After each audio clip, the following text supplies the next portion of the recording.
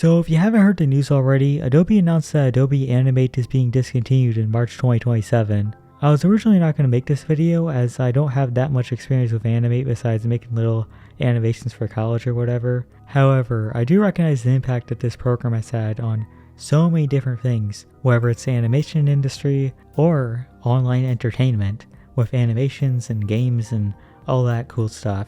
It cannot be overstated just how impactful this one application is. This is a program of historical significance. The sad part is that Adobe just doesn't recognize this. I guess they're too caught up in the AI stuff to really recognize this fact. Now, what's not surprising is that Adobe Animate is being discontinued because anyone who's used the program for some amount of time and knew its history knew this was going to happen probably by the end of the 2020s. However, it's just the way that everything is played out. First off, for the past 2+ years, it's been radio silent from Adobe before this announcement. 2+ years of no major releases.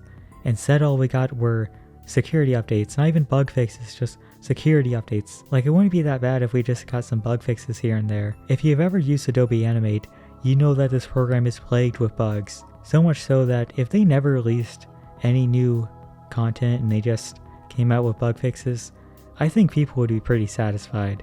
I mean, that's what this program really needs at the moment, no new features or whatever.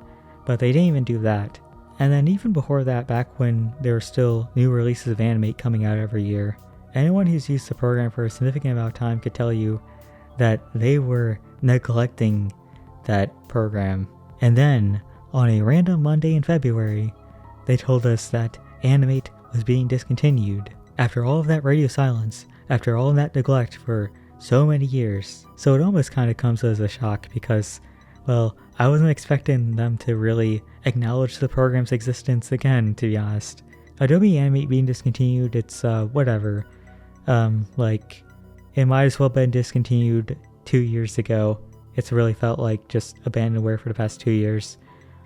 But what really adds salt to the wound is that you will no longer have access to your Animate files and project data by March 1st, 2027 for regular users like me. That's one of the reasons I'm making this video. Like, imagine being one of those people who've been using this program since the Macromedia days and just getting this treatment. Hey, you've been using this program for decades now.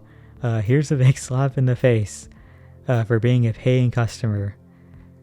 It's really neat.